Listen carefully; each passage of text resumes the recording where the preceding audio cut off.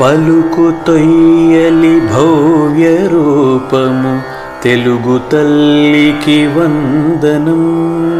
మార్గదేశీ సమ్మిళత్ బహు ప్రక్రియాభకు వందనం.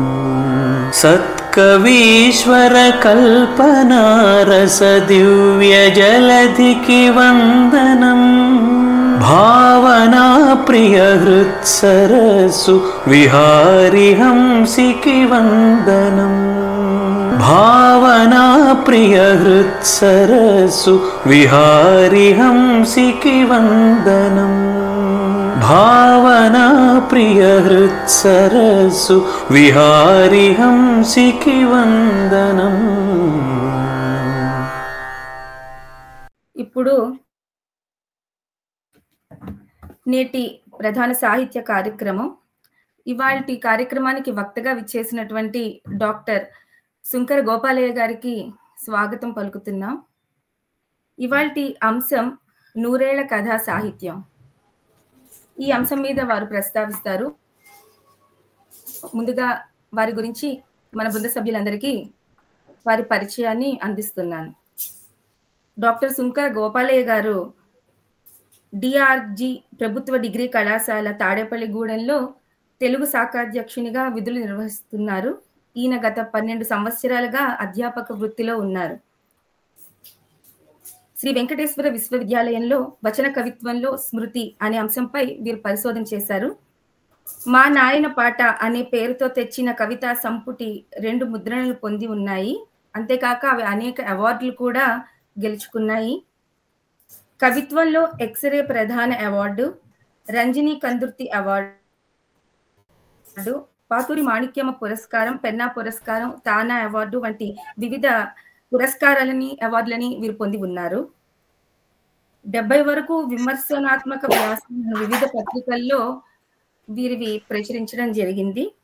అలాగే జాతీయ అంతర్జాతీయ సదస్సుల్లో 60 వరకు పత్ర సమర్పణలు కూడా వీరు చేసి ఉన్నారు.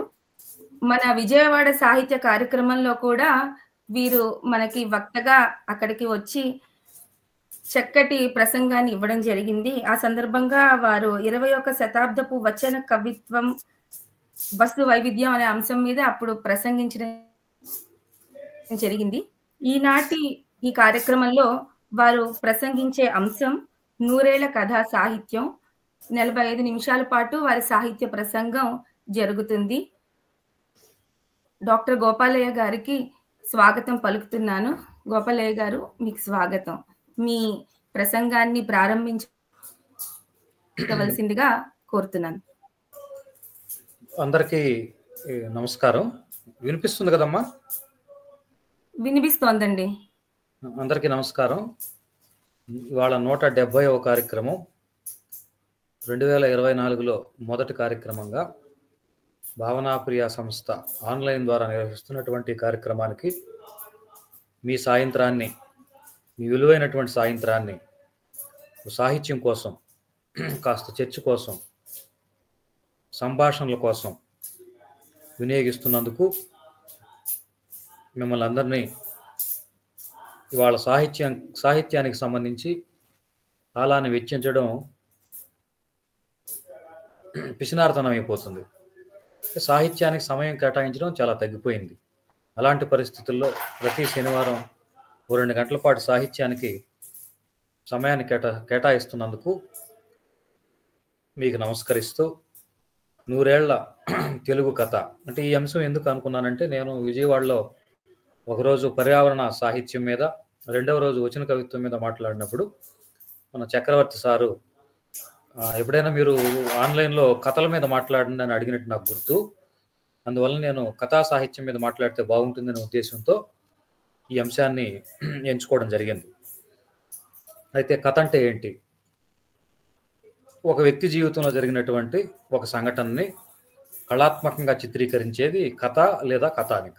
అంటే కథానిక అనేటివి వాళ్ళు మనం పర్యాయ పదాలుగా వాడుతున్నాం.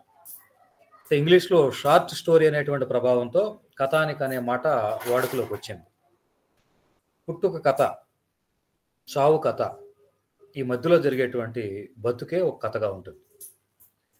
అప్పుడెప్పుడో 7 సముద్రాలు దాటి 7 కొండలెక్కి 7 మర్రి చెట్టులో ఉన్నటువంటి మాయిల్ ఫకీర్ ప్రాణాన్ని తీసినటువంటి చిలక, అక్కడ ఉన్నటువంటి చిలక ప్రాణం తీసినటువంటి వారసత్వం తెలుగు కథకు ఉంది.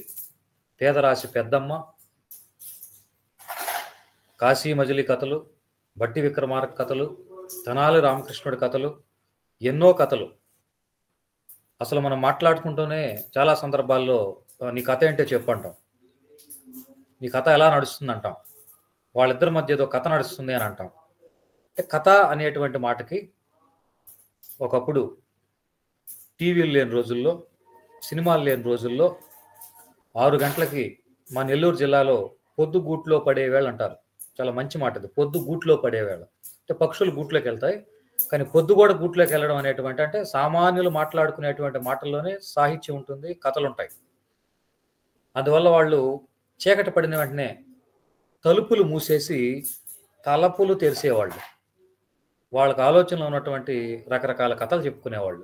మహాభారతం, రామాయణం, భీముడంట, రాముడంట, సీతంట, రావణాసురుడంట, భీముడు చాలా బలవంతుడంట, బకాసురుని చంపేశాడంట, లాంటి ఎన్నో రకరకాలైనటువంటి కథలు. అంటే కథకి ఊహ చాలా ప్రధానమైంది. అయితే ఇప్పుడు కథ, ఆధునిక కథకి ఊహ ప్రధానం కాదు. ఇవాళ ఊహలు చెప్తే నమ్మేవాళ్ళు లేరు, ఊహలు చెప్పేస్తే ఊకొట్టేవాళ్ళు లేరు, ఊహలు చెప్పేస్తే జోకొట్టేవాళ్ళు లేరు. సమాజాన్ని మేలుకోల్పోయినటువంటి స్థాయికి వాళ్ళ కథ వచ్చింది. అంటే ఒక ఊహల నుంచి, ఒక అద్భుతాల నుంచి, ఒక ఆశ్చర్యం నుంచి తెలుగు కథ వాస్తవికత వైపు నడిచింది. అయితే ఎప్పుడు నడిచింది, ఎక్కడ నడిచింది, ఎవరు నడిపాడు అనేటువంటి ప్రశ్న మనం వేసుకున్నప్పుడు చాలా వివాదాలు ఉన్నాయి.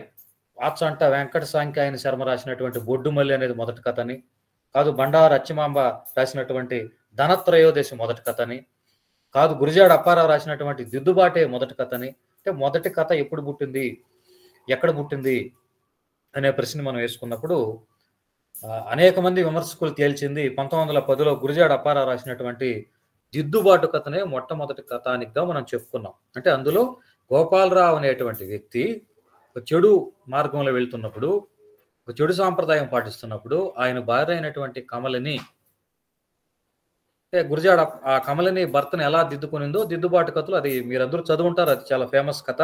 గురిజాడ అప్పారావు దిద్దుబాటు కథ ద్వారా తెలుగు కథానికని దిద్దే ప్రయత్నం చేశాడు, ఆ మార్గంలోకి తీసుకొచ్చాడు. అందుకనే ఆ కథలో మొదటి మాటే తలుపు తలుపు తలుపు అని ఉంటుంది. అంటే తెలుగు కథానికి తలుపు తీసిన వ్యక్తి గురిజాడ అడుగు జాడల్లోంచి మన వాళ్ళు ఇంకా కథలు రాయడం మొదలు పెట్టారు. అంటే కథలు రాయాలంటే ఏముండాలి, కథ ఎలా రాస్తారు అంటే, మేము పాఠాలు చెప్పేటప్పుడు పిల్లలు మామూలుగా సరదాగా, సార్ కథలు చేత్తో రాస్తారు సార్ అంటారు, కథలు చేత్తో రాస్తారంటారు. సార్ కథలు పెన్తో రాస్తారు సార్ అంటాడు ఒకడు. కాదు సార్ పెన్సిల్తో రాస్తారు సార్ అంటారు. లేదు కీబోర్డు మీద రాసి సార్ అంటారు. అంటే కథ రాయడానికి అందరూ కథలు ఎందుకు రాయలేకపోతున్నారు, కొందరే ఎందుకు కథలు రాస్తున్నారు అనే ప్రశ్నలు మనం వేసుకున్నప్పుడు, జీవితంలో మనకి ఇవాళ జీవితాన్ని అజీవితం నుంచి వేరు చేసే కథ అని ఒక ఆయన అంటాడు. జీవితం అజీవితం ఈ రెండింటిని వేరు చేసేది కథ, ఆధునిక కథ అని ఓ విమర్శకుడు అంటారు. కథలు రాయాలంటే మనలో ఏముండాలి అంటే, చిన్న 1-2 మాటలు నేను చెప్తాను. కథలు రాయాలంటే ముందు మనలో ఏముండాలి అంటే, కవిత్వాన్ని రాయడానికి ఊహ ఉన్నట్టే కథ రాయడానికి కూడా కాస్త ఆలోచన, ఆసక్తి, కొంత పొడిగించేటువంటి గుణం మనలో ఉండాలి. చిన్నప్పుడు మనం ఆవు వ్యాసం రాస్తాం. ఈ ఆవు వ్యాసం రాసేటప్పుడు ఆవుకు 4 కాళ్ళు ఉంటాయి, 2 కొమ్ములు ఉంటాయి, ఒక తోక ఉంటుంది అని రాస్తే నీలో కథలు రాసే గుణం లేనట్లు లెక్క. మరి దాంతోపాటు నువ్వేం చేయాలి, ఆవుకు 4 కాళ్ళు ఉంటాయి, 2 కొమ్ములు ఉంటాయి, ఒక తోక ఉంటుంది, అది రోజు మా ఇంటికి వచ్చి ఒక అరటిపండు తింటుంది అని అరటిపండునో బెల్లం ముక్కనో కలిపినప్పుడు నీ కథ రాసేటువంటి అర్హత ఉన్నట్లు లెక్క. లేదు, ఒక విద్యార్థి వాళ్ళ అమ్మకి ఒక లేఖ రాశాడు, అమ్మ హాస్టల్ బాగుంది, రూమ్మేట్ కూడా చాలా బాగున్నాడు, వాడి పేరు మాణిక్యం, వస్తూ వాళ్ళ అమ్మ ఇచ్చిందని ఆవకాయ తెచ్చాడు, కానీ నువ్వు చేసింది గుర్తొచ్చింది, బా ఎంత బాగుంటుందో, దోశల్లోకి తినమని బలవంతం చేస్తావు కానీ అన్నంలో కలుపుకుంటేనే నచ్చుతుంది. ఇంతకీ నువ్వు ఎలా ఉన్నావు, ఫోన్ చేయొద్దు, లెటర్ రాయి, నీ హ్యాండ్ రైటింగ్ చూడాలనుంది. ఇలా రాయగలిగితే మనలో కథ రాసేటువంటి గుణం ఉన్నట్టు లెక్క. అలాగే ఇంకో లేఖ చూడండి, కుమారుడు సుబ్రహ్మణ్యానికి మీ నాన్న సుబ్బారావు దీవించి రాయింది, ఇక్కడంతా క్షేమం, నువ్వు క్షేమని తలుస్తాను. నాయన నీకు తెలియంది ఏముంది, మీ అమ్మ కట్టే బాలేదు, నేను ఎలా ఉన్నా పర్లేదు కానీ అది మెత్తబడితే ఇంటికే జబ్బు చేసినట్టుగా గుబులుగా ఉంటుంది.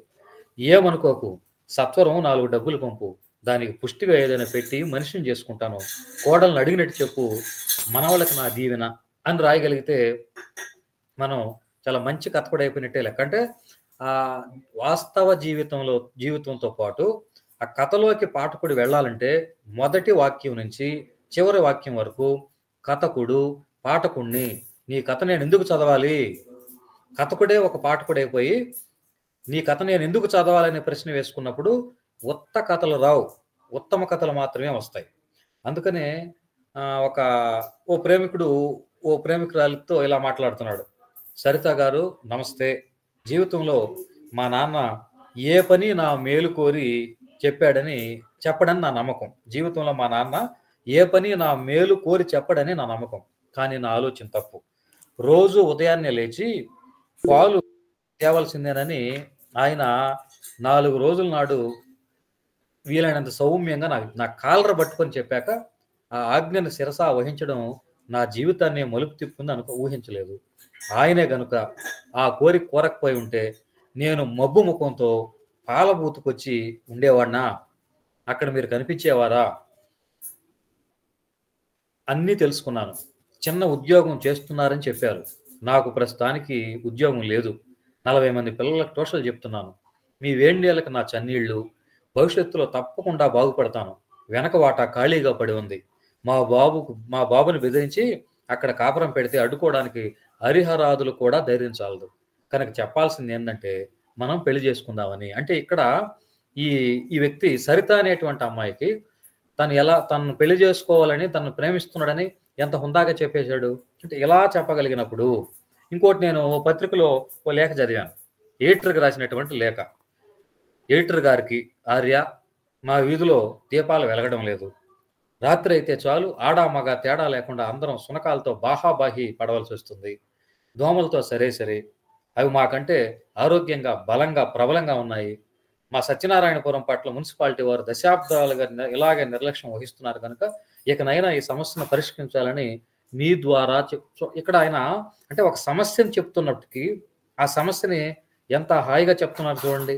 రాత్రి అయితే చాలు ఆడా మగ తేడా లేకుండా సునకాలతో బాహాబాహి పడవలసి వస్తుంది, దోమలు మాకంటే బలంగా ఉన్నాయి, అంటే ఇక్కడ ప్రబలంగా ఉన్నాయి. ఇలా చెప్పగలిగినప్పుడు పాఠకుడు ఏం చేస్తా అంటే ఆ కథలోకి వెళ్తాడు. అంటే 100 ఏళ్ళ 100 ఏళ్ల తెలుగు కథల్లో మనకు చాలా మంది విమర్శకులు చేసిన పని ఏంటంటే కొన్ని కథలను ఏర్పెట్టారు. మహమ్మద్ కదిరబాబు ఓ 100 కథలను సాక్షిలో రీటోల్డ్ కథలుగా చెప్పాడు. వాడ్రేవు చినవేరు భద్రుడి గారి సంపాదకత్వంలో ఆయన ఒక 16 కథలో 17 కథలో ఈ 100 ఏళ్లలో వచ్చినటువంటి గొప్ప కథలుగా చెప్పాడు. అయితే మనలో ఇంతకుముందు అనుకున్నాం, బండారు అచ్చిమాంబ గారు ధనత్రయోదశి అనేటువంటి కథ రాశారు. ఏమిటి ధనత్రయోదశి కథ? ఆ భర్త ముఖం మీద అమావాస్య కదలాడిందని రాస్తుంది ఆవిడ. భర్త ముఖం మీద అమావాస్య కదలాడింది, బయట ధనత్రయోదశి పండగ జరుగుతుంది, 2 రోజుల దీపావళి, ఆ నగరం అంతా కూడా కళకళలాడిపోతుంది. కానీ ఇంటి మీద దీపం నుంచి నుసిరాలినట్టు ఒకటే చీకటిగా ఉంది ఆ ఇంట్లో. పిల్లలిద్దరూ నిన్నటి నుంచి చిచ్చుగుడ్లు కావాలని కూర్చొని ఉన్నారు. కొత్త బట్టలు లేవు, మతాబులు లేవు, పిండి వంటలు లేవు, కొత్త గుమ్మటాలు బయట వేలాడగట్టి వెలిగించే ప్రమిదలు లేవు. ఆ మాట అంటే తల్లి నవ్వుతుంది, మీరిద్దరే ఈ ఇంటి వెలుగు కన్నా అని హాయిగా నవ్వేస్తుంది. ఒక్కనాడు ఆమె ఈ జీవితం పట్ల భర్త మీద ఫిర్యాదు చేయలేదు. ఉన్నంతలో సంతోషంగా బతకడం ఆమెకు తెలుసు అనమాట ఆ భార్యకి. ఆ భర్త ఏం చేస్తుంటాడు, ఒక పెద్ద వర్తకం దగ్గర ఒక గుమస్తాగా పనిచేస్తుంటాడు. 10 రూపాయల జీతం. 10 రూపాయల జీతగాడు దీపావళి జరుపుకోగలడా? అంత మంచి భర్త, అంత మంచి పిల్లలు, ఇంకేం కావాలి జీవితానికి అనుకుంది ఆ ఇలా. అయితే తన పిల్లల పండగ నాడు చిన్నబుచ్చుకోవడం చూసి ఆమె చాలా బాధ వేస్తూ ఉంటుంది. వారి కోసం ఒక జత బట్టలు, కాసిన్ని మతాబులు ఆ మాత్రం ఏర్పాటు చేయలేకపోయానా అని ఆమె కాస్త నొప్పిగా ఉంటుంది, దిగులుగా ఉంటుంది, బాధగా ఉంటుంది. ఆ రోజు సాయంత్రం భర్త ఇంటికి వస్తాడు. అయితే వస్తూ ఆయన ఎలా ఉన్నాడంటే రోజు వచ్చినంత ఉత్సాహంగా రాలేదు, వడదెబ్బ తగిలినట్టుగా వస్తున్నాడు. గుండెపోటు రాబోతున్న వాళ్ళ ఒళ్ళంతా చెమటలతో ఇంటికి వచ్చాడు. దొంగలాగా కంగారు పడుతూ వచ్చాడు. ఆమె ఎప్పట్లాగే పిల్లల్ని పడుకోబెట్టి అతడికి భోజనం పెట్టి ఆయన వాలకం చూసింది. ఏమైంది అని అడిగింది. అతడు ఏదో చెప్పబోయాడు, బెరుగ్గా చూశాడు. గొంతులోంచి ఆయనకి మాట రావడం లేదు. ఎందుకో భయపడుతున్నాడు, వణుకుతున్నాడు, ఆందోళన చెందుతున్నాడు. సరే, భర్త ఎలా ఉన్నాడో భార్య గమనించింది. ఆయన దగ్గరికి వెళ్ళి, చూడు, పండగ నాడు మన పిల్లలు ఇలా ఆరిపోయిన దీపాల నిద్రపోవడం నీకు బాధ కలిగించడం లేదు అని భర్త భార్యని అడిగాడు. ఆమె సర్ది చెప్పింది. అయితే ఏమవుతుందండి, లేనినాడు లేనట్టుగా ఉంటాం, ఉన్ననాడు ఉన్నది అనుభవిస్తాం. అవినీతి చేసే వీళ్లను ముంచి ధనవంతులైన చాలా మంది కంటే మనశ్శాంతిగా బతుకుతున్నాం కదా, అది చాలదా అని చెప్పింది ఆ భార్య. అతడికి ఏం చెప్పాలో తోచలేదు. నిద్ర నటించాడు. ఆమె నిద్రపోయింది. అతడు లేచి కూర్చున్నాడు. ఇవాళ వర్తకుడు ఇంట ఒక సంఘటన జరిగింది. ఆ రోజు వర్తకుడు ఇంట లక్ష్మీదేవి పూజ జరిగింది. ఇనప్పెట్లో లెక్కకు మించి బంగారు ఆభరణాలు ఉన్నాయి. లక్ష్మీదేవి పూజ జరిపారు కాబట్టి ఆ 2 రోజుల పాటు ఆ ఇనప్పెట్లో ఆ బంగారు నగలన్నీ అలాగే ఉంటాయి.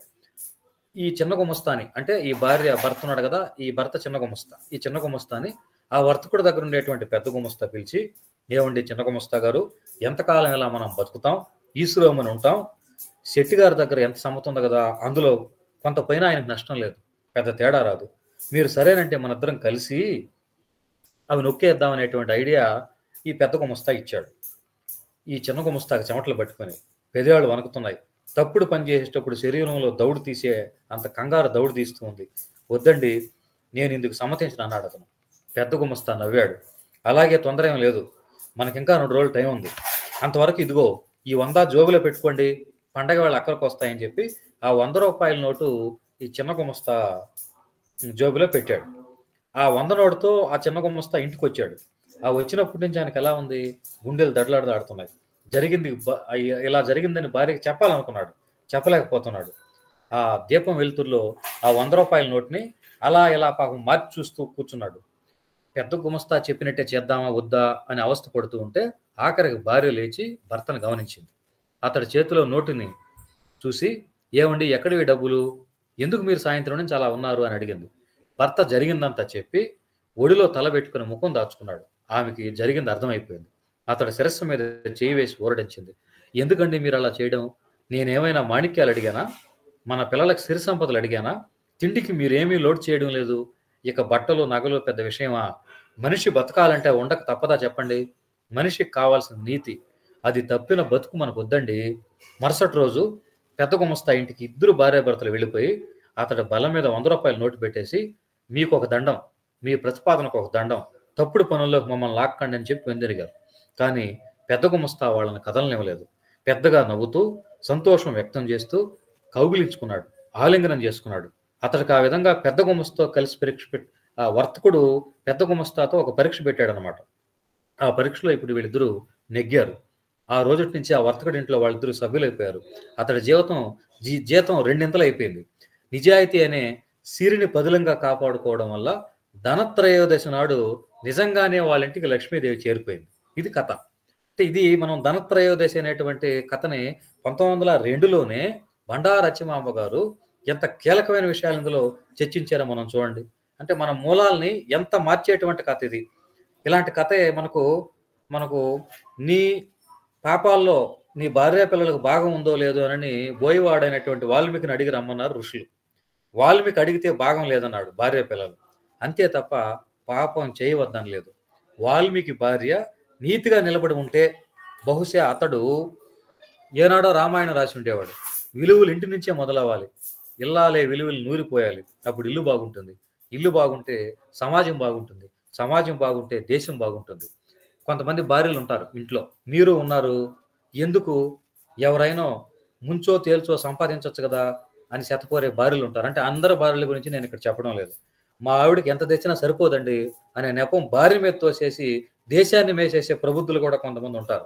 అటువంటి వాళ్ళకి ఇలాంటి కథను వినిపిస్తే, ఇలాంటి కథను చదివిస్తే, ఈ ధనత్రయోదశి లాంటి ఒక విలువైనటువంటి మూటని మనం వాళ్ళకి అందించగలిగితే ఈ విలువను మూట కట్టుకునే వారు ఉంటారా అంటే వాళ్ళ ఇంట్లో ప్రతి ఇంట్లోనూ సిరి సంపదలు ఖచ్చితంగా వెలువరుస్తాయని చెప్పడానికి దాదాపు ఇప్పటికీ 120 సంవత్సరాలు 122 సంవత్సరాల క్రితం రాసినటువంటి కథ ఇప్పటికీ సమాజంలో మనకు ఇలాంటి కథ అవసరం లేదంటారా చెప్పండి. ఎంత అద్భుతమైనటువంటి కథ ఇది. అంటే తెలుగు సాహిత్యంలో కొంతమంది విమర్శకులు కొన్ని కథలను మంచివన్నారు, కొన్ని కథలను కాదు పొమ్మన్నారు. అంటే ఎందుకంటే నికార్సైనటువంటి కథకి విమర్శకుడు ప్రమాణం కాదు. విమర్శకుడు చెప్పేటువంటి ప్రమాణాలే నిజం కాదు. నికార్స్ అయినటువంటి కథని పాఠకుడు నిలబెట్టుకుంటాడు, పాఠకుడు భుజానికి ఎత్తుకుంటాడు, పాఠకుడు గుండెలకు కత్తుకుంటాడు, పాఠకుడు కౌగిలించుకుంటాడు. అలాంటి కౌగిలించుకున్నటువంటి కథలు మన మొట్టమొదటి కథ 1910లో అనుకున్నాం. దీనికంటే ముందు 2లో అచ్చమామ గారు రాసినటువంటి కథ. ఇలా మనం ఎంతో మంది కథకులు, చలం దగ్గర నుంచి, పాలగుమ్మి పద్మరాజు దగ్గర నుంచి, చాసో దగ్గర నుంచి, ఆ తర్వాత బల్లకొట్టు పాపయ్య రాసినటువంటి మాధవ పెద్ది, ఆయన మా గోఖలే నుంచి, కరుణ కుమారు నుంచి, తిలక్ గొప్ప కవిత్వం రాసినటువంటి తిలక్ అద్భుతమైన కథలు రాశాడు. ఇలా 100 ఏళ్ల తెలుగు కథలో అసలు వాస్తవానికి 45 నిమిషాలు కాదు, 100 రోజుల పాటు మనం ఒక్కో కథ నుంచి కూడా చెప్పుకునేటువంటి అంత గొప్ప కథలు తెలుగులో ఉన్నాయి. ఈ కథలు మనం చేసిన ఇప్పటికీ మనం ఏమనుకుంటామంటే ఆయన ఏదో చెకోవో పొపోవో వీళ్ళంతా గొప్ప గొప్ప కథలు రాసేశారు, తెలుగులో ఎవరు పెద్ద కథలు రాయలేదని ఒక భ్రమలో మనం కొట్టుమిట్టాడుతున్నాం. ఎందుకంటే మన కథల్ని మనం ఇంగ్లీష్ సాహిత్యంలో ఉండే కథల్ని చదువుకోగలం, కానీ తెలుగులో రాసినటువంటి కథల్ని అటు ఇంగ్లీష్లోకో యూరోప్లోకో వేరే దేశాల్లోకో పోగలిగినప్పుడు తెలుగు కథ గొప్పతనం, తెలుగు కథ యొక్క రూపం, విశ్వరూపం మనకు ఖచ్చితంగా తెలుస్తుంది. బండి నారాయణ స్వామి అనంతపురంలో ఉంటారు, మనకు తెలుసు. ఆయన అనంతపురం అంటేనే కరువు. ఈ కరువు కాలంలో 90లో ఆయన ఒక కథ రాశాడు. కథ పేరు సావుకూడు. ఈ సావుకూడు కథలో ఆయన అసలు మొదలు పెడతానే ఎండ బలసిన ఎండ అంటాడు, బలిసిన ఎండ అంటాడు. అంటే ఎండ బలిసిపోయినటువంటి ఎండ అనే మాట వాడడం ద్వారానే ఆ కథలోకి మనల్ని తీసుకెళ్తాడు. అటువంటి కరువు కాలంలో ఒక ఊర్లో ఓ ముసలాడు చచ్చిపోయాడు, పుట్టుకొని చచ్చిపోయాడు ముసలాడు. అప్పటికి 3 ఏళ్ల నుంచి కరువుగా ఉంది. తినడానికి తిండికి కరువు, తాగడానికి నీటికి కరువు, గింజలకు కరువు, బట్టలకు కరువు, చేయడానికి పనికి కరువు, బతకడానికి డబ్బులకు కరువు. సమస్త అనంతపురం జిల్లా మొత్తం కరువుగా ఉందన్నమాట. మనుషులు మాసిన గుడ్లు కట్టుకొని, లోబనీలో కాల్చిన బీడి ముక్కలు పెట్టుకొని, లోతుకుపోయిన బొగ్గలతో పెరిగిన గడ్డాలతో అక్కడక్కడ అరుగుల మీద కూర్చొని పులిజోతాలు ఆడుకుంటూ బతుకుల కోసం ఈశ్వరోమంటూ బతుకుతున్నటువంటి కాలంలో ఒక ముసలాడు ఆ ఊర్లో చనిపోయాడు. ఆ ముసలాడికి 3 కొడుకులు. ఆ ముసలాడు చనిపోయే ముందు ఆ కొడుకుల్ని కొన్ని కోరికలు అడుగుతాడు. ఒక కొడుకుని పిలిచి, ఒరే పెద్దోడా నాకు కళ్ళు తాగాలనుందరా అంటాడు. ఇంకో కొడుకుని పిలిచి, ఒరే నాకు ఇంకేదో చేయాలనుందరా అంటారు. 3వ కొడుకుని పిలిచి చావుకు దగ్గరగా ఉంటాడు ఆయన. వెళ్ళి, ఒరే నాకు ముక్కల కూర తినాలందరా, చీయల కూర అంటాం. అంటే రాయలసీమలో ఈ మటన్ని చికెన్ని చీయలు అంటారు. చీయ. అందుకే ఎండ్లూరు సుధాకర్ ఓ మాట రాశాడు. ఎండ్లూరు సుధాకర్ ఓ మాట రాస్తూ మీకు నెయ్యి ఇష్టం, మాకు చీయ ఇష్టం అన్నాడు. నెయ్య చీయ అంటే ముక్క, మాంసం ముక్క అన్నమాట. ఆ ముసలాడు 3వ కొడుకుని, రే నాకు ఏదన్నా కాస్త మాంసం పెట్టరా అని అడిగితే, ఆ కరువు కాలంలో కూటికే గతిరాని కాలంలో మాంసం ముక్కలు ఎక్కడి నుంచి వస్తాయి, మటన్ ఎక్కడి నుంచి వస్తుంది? సరే పాపం అడిగాడు, ఒరే నడిపోడా నాకు సీయల కూర తినాలందరా అని సిగ్గు విడిచి అడిగాడు.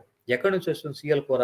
అప్పుడెప్పుడు 6 నెలల కిందట ఎవరో మేకపోతునకు వస్తే ఊరంతా గిన్నెలతో తపేళ్లతో పరిగెత్తి ఆత్రంగా మీదపడి ఒక తుంట మొక్క ఎముక తెచ్చుకొని నమిలారు. మళ్ళీ అటువంటి పరిస్థితే లేదు. ఊళ్ళో కోళ్ళు అమ్మేసుకున్నారు, వెతికితే గుడ్డు కూడా దొరకని పరిస్థితి, కరువు అనమాట. ఇవన్నీ తెలిసి నడిపోడు నోరు మెదపలేదు. ముసలోడు నిరాశపడ్డాడు. నిరాశగా పైగుడితో ముద్దుడుచుకున్నాడు, మంచాన వాలాడు, అటు నుంచి అట్టే పోయాడు. అంటే ఈ తీరని కోరిక, పాపం తీరల కోరిక, ముసలాడికి మాంసం తినాలని కోరిక తీరకుండానే చనిపోయాడు. ముసలాడు పోయాడు కనుక 11వ రోజు ముసలాడి ఆత్మ శాంతించాలంటే, నాయన ఊరంతా మీరు గొర్రెనో పొట్టేలనో కోసి విందు పెడితే ముసలాడి ఆత్మ శాంతిస్తుందని ఎవరో చెప్పారు. దాంతో ఇంకా వీళ్ళు 3 కొడుకులు కలిసి పాపం 10వ 25 వేసుకొని ఓ మంచి 3 నూర్లు పెట్టి, 3 నూర్లు అంటే అనంతపురం జిల్లాలో నూరు అనే మాట వాడతారు. ఓ 300 రూపాయలు పెట్టి ఓ గొర్రె కొనుక్కొచ్చి ఆ గొర్రెని కోస్తారు. ఆ గొర్రె కూడా ఎలాంటి గొర్రె? ముసలి గొర్రె. అదేమంత పెద్ద గొర్రె అని ముక్కు పట్టుకుంటే ప్రాణం పోయేటట్టుంది, కాలుతో దంతే చచ్చిపోయేటట్టుంది. సరే, ఈ కరువు నెలలో అదే పెద్ద వేట అనమాట. మధ్యాహ్నం భోజనాలు, పొయ్యి మీద వేట కూర చేరింది. చాన్నాళ్లకు ఎడారిగాల్లో మసాలా వాసన వస్తుంది. గుసగుసమని గుమ్మెత్తిపోతూ ఊరిపాకల మీద పెట్టురేగిపోతూ జనం నోళ్లలో నీరు విపరీతంగా, ఈ వాసనకి మసాలా వాసన నోళ్లలో నీరు ఊరుతుంది. మూలనను ముసలాళ్ళు బయలుదేరారు, వయసులో ఉన్న కుర్రాళ్ళు బయలుదేరారు, చీర సరిగాలని ఇళ్లాళ్ళు బయలుదేరారు, మూలతాడు తప్ప మరే ఆచ్ఛాదన లేని పిల్లకాయలు బయలుదేరారు. ఊరంతా బయలుదేరారు. దేనికి? ఇన్ని ముక్కలు తినడానికి. బంతులు మొదలయ్యాయి. జనం కూర్చున్నారు, వేసిని తింటున్నారు. మళ్ళీ వేసే లోపల తిని వేళ్లు నాక్కుంటూ మళ్ళీ డీజిల్ వైపు చూస్తున్నారు, కూర బకెట్ వైపు చూస్తున్నారు, ఆత్రంగా చూస్తున్నారు. అది కూడా ముసలి గొర్రె కూర. పొట్టేలు కూడా కాదు, మేకపోత కూడా కాదు, ఉత్త గొర్రె, ఉడకని ముసలి గొర్రె, బొప్పాయి ముక్కలేసి కాళీ ఎండు కొబ్బరి చెప్పేస్తే ఉడికినటువంటి గొర్రె, రబ్బర్ లాగా సాగిపోతున్నటువంటి కూర అన్నమాట. కానీ అదే భాగ్యం దేవుడా, అదే భాగ్యం. కాసింత వెయ్యి నాయన వెయ్యి, ఒక తునుకుంటే వేయి, ఒక ముక్కుంటే వేయి అని ఒక భూమిక, ఒక మూలుగు, ఒక గుండెకాయ ముక్కని బతిమలాడుకుని కడుపులు పగిలేదాకా తిన్నారు. ముక్కు నుంచి నీళ్లు కారేదాకా తిన్నారు. జిహ్వ నిండేదాకా తిన్నారు. ఆత్రం తీరేదాకా తిన్నారు. జీవుడు సంతృప్తి తినేదాకా తిన్నారు. తిని బయట వేసిన కుర్చీల మీద కూర్చొని ఆకొక్క నోట్లో వేసుకుని, ముసలాడా నువ్వు సచ్చి మమ్మల్ని బతికించావు పోరా అని ముసలోడిని దీవించి ఊరంతా ఇంటికి బయలుదేరారు. కానీ సరిగ్గా అప్పుడే, ఇది క్లైమాక్స్, బండి నారాయణ స్వామి క్లైమాక్స్ లో చేసినటువంటి మాయ కూడా కాదు, వాస్తవ చిత్రణ. అనంతపురం జిల్లాలో క్లైమాక్స్ లో ఆయన ఒక మలుపు తిప్పుతాడు. సరిగ్గా అప్పుడే ఇంట్లోంచి ముసలాడి భార్య ముసలిని ఏడుస్తూ కూర్చుంటుంది. రేపు ముసలాడు చచ్చిపోయి 11 రోజులైంది, చచ్చిపోయిన రోజులు ఈ ముసిలి దహలో పెద్దగా ఏడ్చింది లేదు, ఏదో బాధపడింది, ఈ 11వ రోజు ఎందుకరా ముసిలిది ఇంత ఏడుస్తుందని చెప్పి వాళ్ళంతా ఆశ్చర్యపోతారు. బోరు ఏడుస్తుంది పాపం. అందరూ ముసలోడు జ్ఞాపకానికి వచ్చాడేమో అనుకుంటూ ఉన్నారు. పెద్ద కొడుకు పోయాడు, ఏడవకే వేరుదేనా, నువ్వు ఏడిస్తే పోయినాడు తిరిగి వస్తాడా అని సముదాయించాడు పెద్ద కొడుకు. మేమంతా లేమా, నీ కష్టం వస్తే చూసుకోమా, ఊరుకో అని చెప్పాడు నడుపు కొడుకు. ఇంకో కొడుకు వచ్చి, నట్టింట్లో ఎందుకు ఏడుస్తావే ముడమవుదానా, పోయిన వాళ్ళు రమ్మంటే వస్తారా, ఆయనకి పిలుపు వచ్చే పోయినాడు, మాగి మీద ఎంతకాలం ఉంటుంది అన్నాడు ఆఖరి కొడుకు. ముసలిది ఏడు పాపలేదు.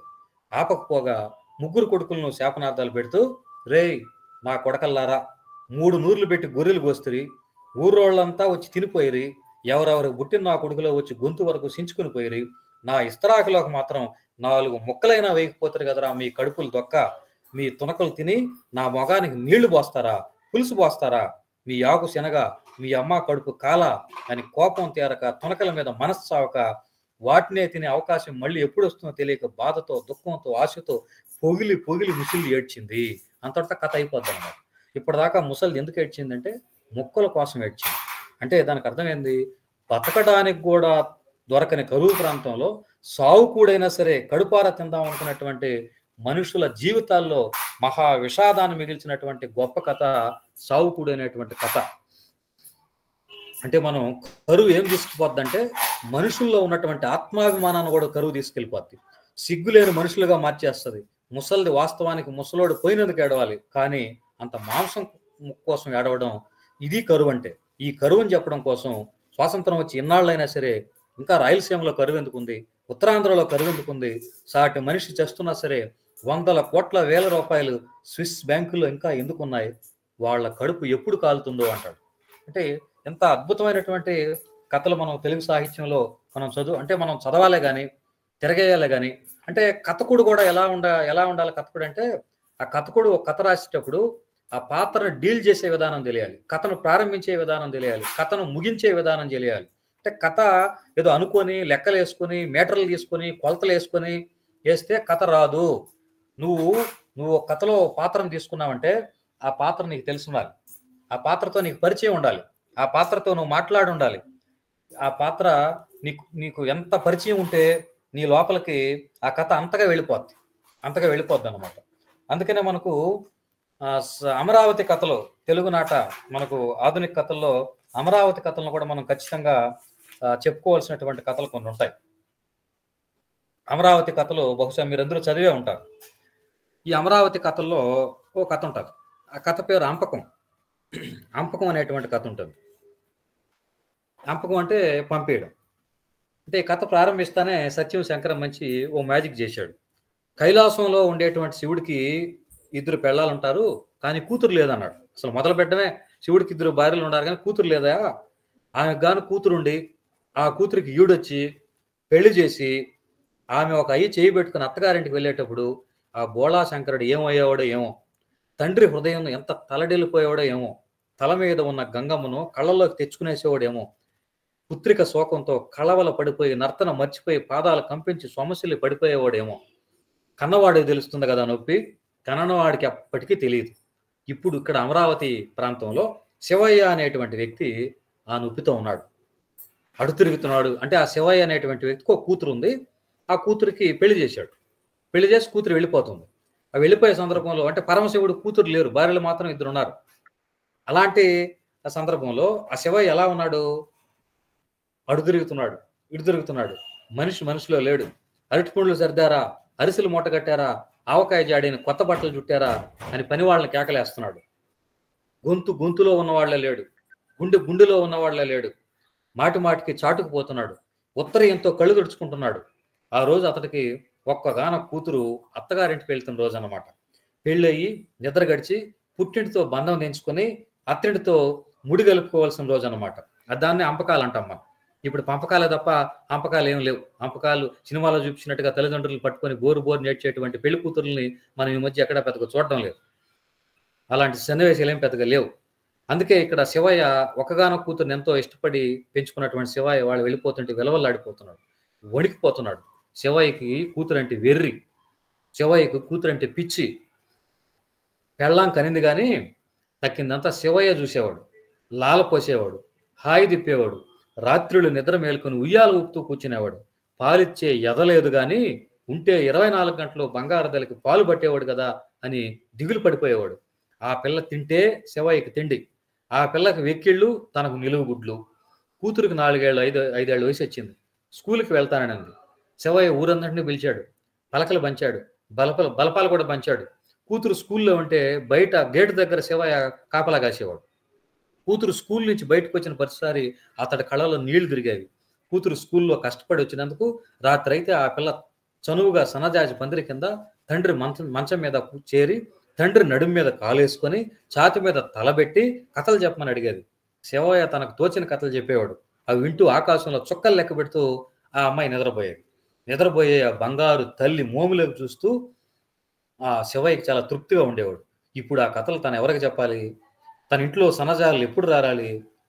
ఓరి శివయ్య, అమాయకపు తండ్రి, బండ్లు వచ్చాయి, అమ్మాయి వెళ్లే వేళైంది, రావయ్య మగడా అని ఎవరో, ఇవన్నీ తలుచుకుంటూ ఉన్నాడు శివయ్య. అమ్మాయి వెళ్ళిపోతూ ఉంది, బండ్లు వచ్చేసి రావయ్య అని ఎవరో పిలిచారు. వెళ్ళి నిలబడ్డాడు. అయ్యో వెళ్ళిపోతుంది, తన ఇంటి దీపం వెళ్ళిపోతుంది, ఇంటి బంగారు వెలుగు వెళ్ళిపోతుంది. కొత్త పట్టుచీర పెట్టుకొని బొగ్గన చాదు చుక్క పెట్టుకొని మెళ్ళో గంధంతో పెనిమిటి పక్కన నిలబడి వెళ్ళొస్తాను నానా అని శివయ్య పాదాల మీదకు వాలి ఆ పిల్ల పైకి లేయడం లేదు.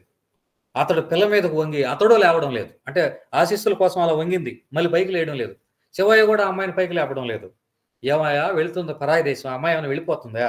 వేరే లేఖం ఏమన్నా పోతుందా? అత్తగారింటే కదా, పక్కూరే కదా, ఊరుకో అని శివయ్యని ఎవరో పాపం ఊరికే పెట్టారు. బండ్లు కదులుతూ ఉంటే మర్యాద కోసం శివయ్య 4 అడుగులు అలా బండ్లు వెనక్కి వేశాడు. బండ్లు నడుస్తూ ఉన్నాయి, శివయ్య కదిలిపోతూనే ఉన్నాడు. బండిలో కూర్చున్న కూతురు, నాన్న ఇంక వెళ్ళిపో, నాయన నువ్వు వెళ్ళి ఇంటికి వెళ్ళిపో, నేను వెళ్తానులే, ఇబ్బంది లేదులే అని కూతురు చెప్తుంది. కానీ శివయ్య వెళ్ళడం లేదు. బండ్లు పొలిమేరలు దాటాయి. శివయ్య కూడా బండ్లతో పాటు వెళ్ళిపోతా ఉన్నాడు. ఎండ నడినెత్తిని తాకుతూ ఉంది, విపరీతంగా ఎండగా ఉంది. మగ పెళ్లి వాళ్ళు శివయ్యని చూసి, అబ్బా ఇతనేం మనిషి ఆయన, తలతెక్కల మనిషిలాగా ఉన్నాడు, ఇతను లాభం లేదు, ఇక ముందుకు వెళితే అమర్యాద అనుకున్నాడు శివయ్య. మొత్తానికి ఇంక వెళ్ళకూడదు, ఇంక అమర్యాద అయిపోద్ది, మెట్టినింట్లో నా కూతురికి గౌరవం ఉండదు అనుకొని వెంటనే బండ్లు ఆపించేశాడు శివయ్య. ఆ బండ్లు ఆపించేసి అల్లుడిని దిగమని చెప్పి అతన్ని పక్కకు తీసుకెళ్లి అల్లుడు 2 చేతులు పట్టుకొని, అయ్యా నా కూతుర్ని పువ్వుల్లో పెట్టుకొని పెంచాను, నా గుండెలో పెట్టి సాక్కున్నాను, పిల్లది తెలియక ఎప్పుడైనా తప్పు చేస్తుంది, అప్పుడు నీ కోపం వస్తుంది, తప్పు లేదు, తిట్టాలనిపిస్తుంది సహజమే, ఒక్కోసారి కొట్టాలనిపిస్తుంది, పర్వాలేదు, అట్లాంటప్పుడు బాబు నాకు ఒక కార్డు ముక్కరాయి, కాకితో కబిరంపు వాలిపోతాను, నీ కోసం నీ కోపం తిరేదాకా నన్ను తిట్టు, నీ కసిపోయేదాకా నన్ను కొట్టు, బాబు తమలపాకు లాంటిదయా నా కూతురు అని బావురుమని ఏడ్చేశాడు. అల్లుడు కళ్ళల్లో చెమ చూశాడు. కూతురు పైటు నొక్కు కక్కుని ఆ కూతురు విపరీతంగా ఏడుస్తూ ఉంది. బండ్లు వెళ్ళిపోయినాయి. శివయ్య ఇంటికి వచ్చేసాడు. శివయ్య భార్య అన్నం వడ్డిస్తూ తినవయ్యా అని అడిగితే శివయ్య తినడం లేదు. భార్య ఒక మాట్లాడింది, ఏమయ్యా మా అయ్య కూడా ఒకప్పుడు ఇలాగే బాధపడి ఉంటాడు కదా, నువ్వు నన్ను బాగా చూసుకున్నావు కదా, అట్టగా నీ కూతురు కూడా చూసుకుంటాడులే, నువ్వు అన్నం తినవయ్యా నాయన అని. అప్పుడు శివయ్య కళ్ళల్లో కాస్త ధైర్యం వచ్చింది. అదిగో అది నీ కూతురికి ఇష్టమైన కూర, కలుపుకో తిను అని భార్య బతిమలాడింది. గబగబా కూర కలిపాడు. కూతురుని తలుచుకొని ముద్ద నోట్లో పెట్టుకున్నాడు. ముద్ద గొంతులోకి దిగుతుంది, కానీ దాహానికి నీళ్లకు బదులు కన్నీళ్లు తాగుతున్నాడు శివయ్య అని ముగిస్తాడు సత్యం శంకరం మంచి. అంటే ఒక తండ్రి కూతురు పెళ్లి చేసి వెళ్తున్నట్టు, అంటే తండ్రి కూతుళ్ళ మధ్య ఉన్నటువంటి ఆ బంధాన్ని, ఆ అనుబంధాన్ని ఎంత అద్భుతంగా చెప్పినటువంటి కథ ఇది. ఇలాంటి కథని కదా మనం పిల్లలకు చెప్పాల్సింది. ఇట్లాంటి కథలు కదా తండ్రులు పిల్లలకి, కొడుకులకి, కూతుర్లకి చెప్పుకోవాల్సినటువంటి రోజులు ఈ వస్తాయని నాకైతే చాలా దిగులు. ఎంత ఈ కథ చెప్తున్నంతసేపు నాకు వెంట్రుకలు నిక్కపరుచుకున్నటువంటి ఒక సత్యం. ఒక కూతురు తల్లి ఆ తండ్రి, మామూలుగా తల్లికి కూతురికి మధ్య ఉన్నటువంటి ఆ బంధం గొప్పది కావచ్చు, కానీ ఒక తండ్రి, అందుకే మహమ్మద్ కదిర్బాబు చోట అంటాడు, మగవాడి గుండెల్లోనూ పాలుంటాయి. ఈ కథ చదివిన తర్వాత మగవాడి గుండెల్లో కూడా పాలుంటాయి నాయన అనిపిస్తుంది. అంత గొప్ప కథ రాసినటువంటి వ్యక్తి మనం సత్యం శంకరం మంచి గారు. అలాగే అంటే నూరేళ్ల తెలుగు కథకు సంబంధించి అనేక వస్తువులు మనకు సామాజిక కథలు కానివ్వండి, అంటే ఈ కథ ఎంత మనకు ఎలాంటి సందేశం అంది. ఈ ఒక్క మాటలో ఆయన ఏం చెప్పాడు, ఒకే ఒక మాటలో మనకు చెప్తాడు. ఏమంటాడంటే మనకు అంపకం కథ అంటే మనకు నవరసాలకు సంబంధించి తెలుగులో ఎన్నో కథలు ఉన్నాయి. నవరసాలకు సంబంధించి చాలా కథలు ఉన్నప్పటికీ కరుణ రసాత్మానికి సంబంధించి పరాకాష్ట అయినటువంటి కథ సత్యం శంకరం రాసినటువంటి అంపకాలు అనేటువంటి కథ. అంటే మామూలుగా అందరూ తల్లి ప్రేమ గురించి చెప్తారు, తల్లి ప్రేమను గురించి గానం చేస్తారు, పాటలు పాడుకుంటారు, పుస్తకాలు రాసుకుంటారు. కానీ తండ్రి అంటే పాపాత్ముడా, మేసాలున్నందుకు పగలు పొద్దస్తమానం బజార్లో రెక్కలు ముక్కలు కొట్టుకున్నందుకు, దర్పంగానో గంభీరంగానో కంటి చూపుతానో కుటుంబాన్ని ఒక తాటికి తెచ్చి నడిపించేందుకు అతడికి ఏమీ లేదా, మన కృతజ్ఞత ఏమీ లేదా, నాన్న మనసులో ఉండే పాశాన్ని అద్భుతంగా పట్టుకున్నటువంటి కథ, నాన్నకు పట్టం కట్టినటువంటి కథ ఈ సత్యం శంకరం మంచి రాసినటువంటి అంపకం అనేటువంటి కథ. పిల్లల నాన్నలైతే తప్ప నాన్నలు ఎంత గొప్పవాళ్ళు తెలీదు. ఈ కథ నాన్నది. నాన్న వేళ్ళు పట్టుకుని నడిచినటువంటి ప్రతి ఒక్క గుండెతడు ఉన్నటువంటి వ్యక్తిదని మనం ఈ కథ గురించి చెప్పుకోవచ్చు. అలాగే తెలుగులో ఒక్క హాస్య కథని చెప్పి నేను ముగిస్తాను, దాదాపు సమయం అయిపోతూ ఉన్నట్టుంది. తెలుగులో హాస్య కథలు కూడా చాలా అద్భుతంగా ఉన్నాయి. నేను మొదటికి ధనత్రయోదశి చెప్పాను, తర్వాత ఒక సీరియస్ కథ కరువుకు సంబంధించి ఒక కథ మనం మాట్లాడుకున్నాం.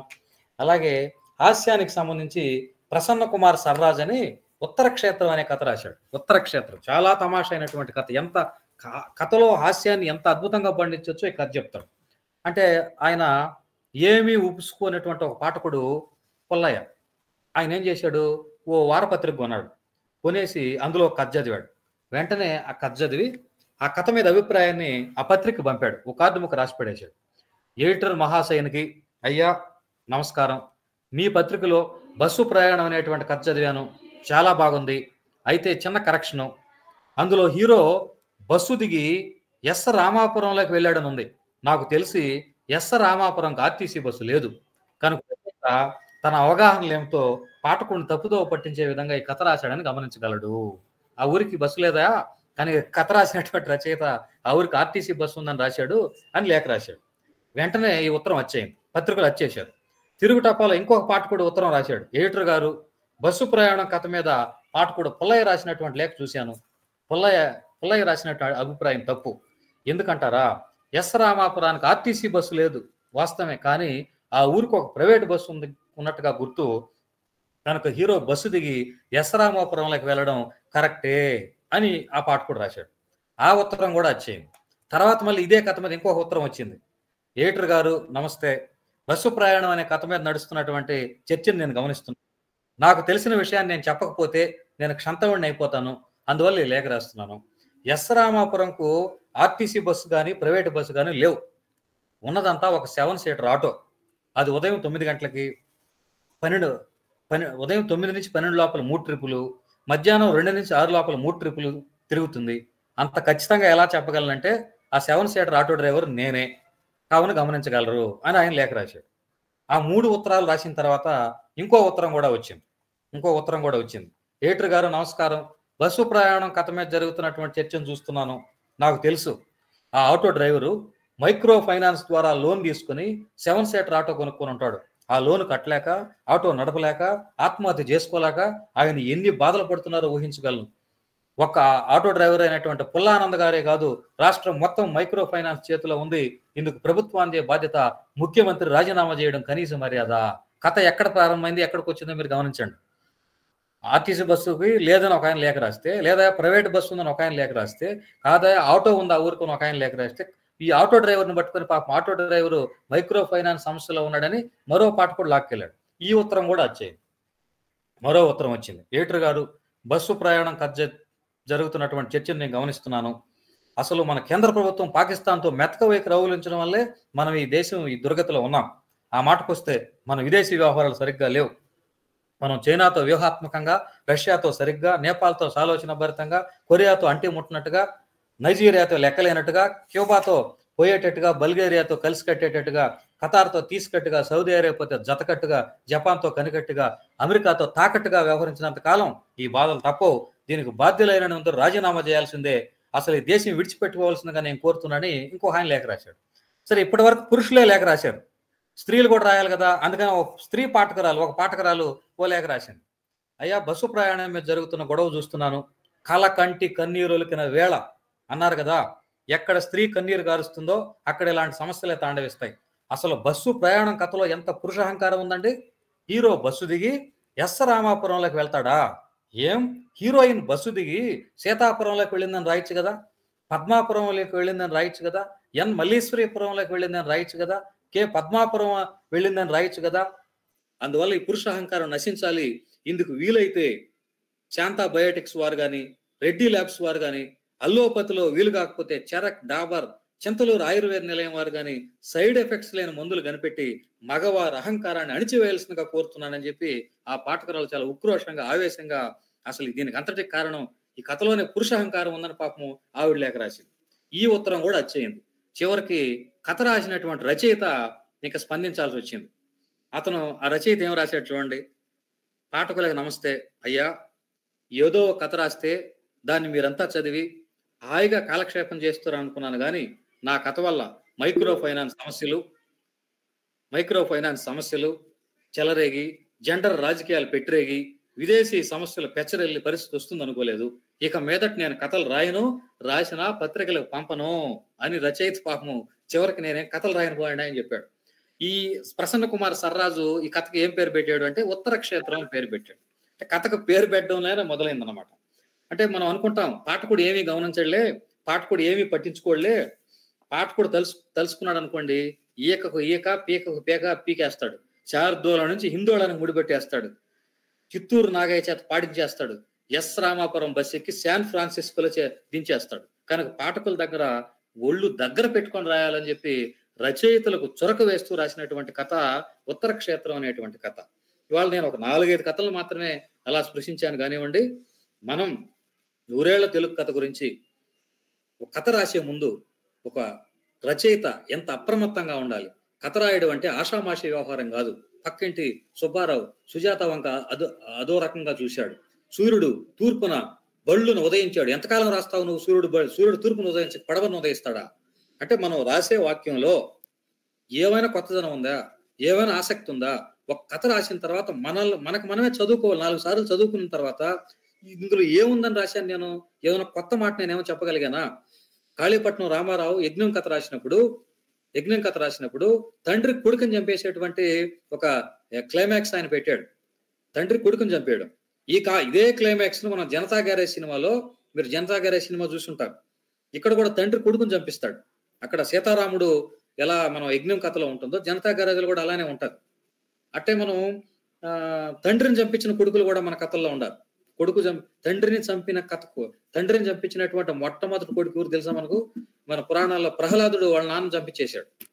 అంటే ఒక కొత్త ఆలోచన, అంటే సమాజంలో జరిగేటువంటి వాస్తవిక సంఘటనల్ని, ఆ దృశ్యాల్ని మనం దగ్గరగా గమనించడం. బస్సు ఎక్కుతావు, బస్సు డ్రైవర్కి ఒక కథ ఉంటుంది, కండక్టర్కి ఒక కథ ఉంటుంది, ఇటువైపు నీ సీట్లో 2 ప్రేమ జంట కూర్చో ఉంటారు, వెనక 2 భార్యాభర్తలు కూర్చో ఉంటారు. ఇవన్నీ మనం రచయిత అప్రమత్తంగా ఉంటే తప్ప పాఠకుడిని తన వైపు తిప్పుకోలేడు.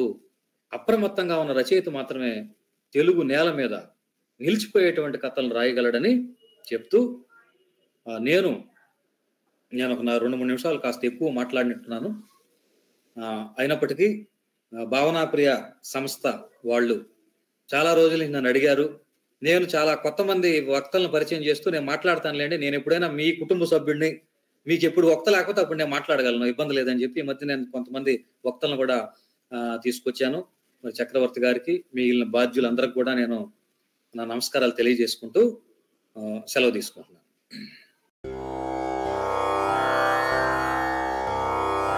పలుకు తొయ్యలి భవ్య రూపము తెలుగు తల్లికి వందనం. మార్గదేశీ సమ్మిళత్ బహు ప్రక్రియాభకు వందనం.